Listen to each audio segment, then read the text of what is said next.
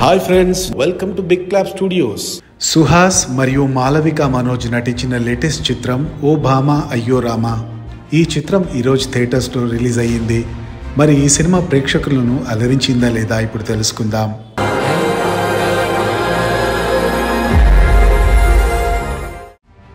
రామ్ సినిమాలను ద్వేషిస్తూ దూరంగా ఉంటాడు.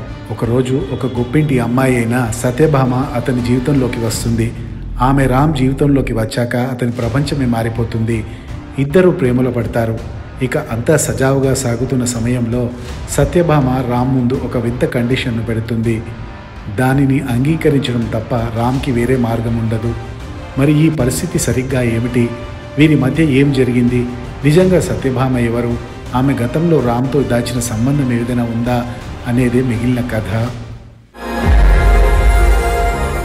రామ్ పాత్రకు సుహాస్ పూర్తి న్యాయం చేశాడని చెప్పాలి.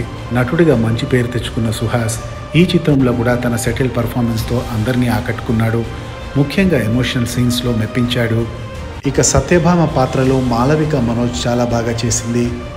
ఇది తన డెబ్యూ చిత్రం అయినా చాలా మెచ్యూర్డ్ యాక్టింగ్తో చాలా సీన్లలో ఆమె సుహాస్ని డామినేట్ చేసింది. మరోవైపు సుహాస్ తల్లిగా అనిత పాత్ర సర్ప్రైజ్ అని చెప్పాలి. చాలా ఏళ్ల తర్వాత ఆవిడ కనిపించి ఆకట్టుకున్నారు. ఇక మదర్గా ఎమోషన్ సీన్లలో మెప్పించారు. తండ్రి పాత్రలో రవీంద్ర విజయ్ కూడా ఓకే అనిపించాడు. హీరోయిన్ తండ్రి పాత్రలో బబ్లు పృథ్వీ నటన బాగుంది. మరోవైపు అలీ మావయ్యగా కనిపించి నవ్వించడమే కాకుండా కొన్ని సన్నివేశాలలో ఏడిపించారు కూడా. ఇక మిగిలిన తారాగణం వారి వారి పాత్రల్లో ఓకే అనిపించారు. వీటితో పాటుగా దర్శకుడు హరీష్ శంకర్ గెస్ట్ రోల్లో సర్ప్రైజ్ చేశారు. ఇక ఈ చిత్రంలో పెద్ద స్టోరీ లైన్ ఏమీ లేదు. అంతేకాకుండా చిత్రం మొత్తం స్క్రీన్ ప్లే సాగదీతగా ఉండడం పెద్ద మైనస్ అని చెప్పాలి. ఇక చెప్పుకోదగ్గ ఎమోషనల్ కంటెంట్ కూడా ఏమీ లేదు. ఆద్యంతం సినిమా బోరింగ్గా నడుస్తూ ఉంటుంది.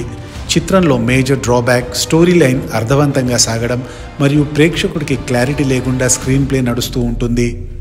మంచి కాన్సెప్ట్ సినిమాలే సుహాస్ బలం. కానీ ఇటీవల ఆయన గాడి తప్పినట్టుగా అనిపిస్తుంది. ఆయన కమర్షియల్ సినిమాల వైపు టర్న్ తీసుకుంటున్నారు. కథలో దమ్ము లేని సినిమాలు చేస్తున్నారు. దీంతో ఆయా సినిమాల ఫలితాలు తేడా కొడుతున్నాయి.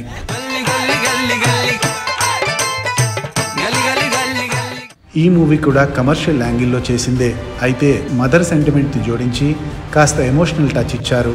అయితే ఆ ఎమోషన్ సినిమాలో పెద్దగా క్యారీ అవ్వలేదు. కామెడీ ట్రాక్ని కూడా మరింత బాగా రాసుకోవాల్సింది. అవి కొంత లాజిక్లెస్గా కథకి సింక్ కాని విధంగా ఉన్నాయి. దర్శకుడు రామ్ గోదల కథ బాగానే రాసుకున్నప్పటికీ తన అనుకున్న స్టోరీ లైన్ని సరిగ్గా ప్రజెంట్ చేయలేకపోయారు. స్క్రీన్ ప్లే విషయంలో మరింత జాగ్రత్తలు తీసుకుంటే బాగుండేది. ముఖ్యంగా సెకండ్ హాఫ్ని మరింత గ్రిప్పింగ్గా తీసుకెళ్తే సినిమా ఇంకా బాగుండేది. మరి మీకందరికీ ఈ సినిమా ఎలా అనిపించిందో కామెంట్ రూపంలో మాకు తెలియచేయండి.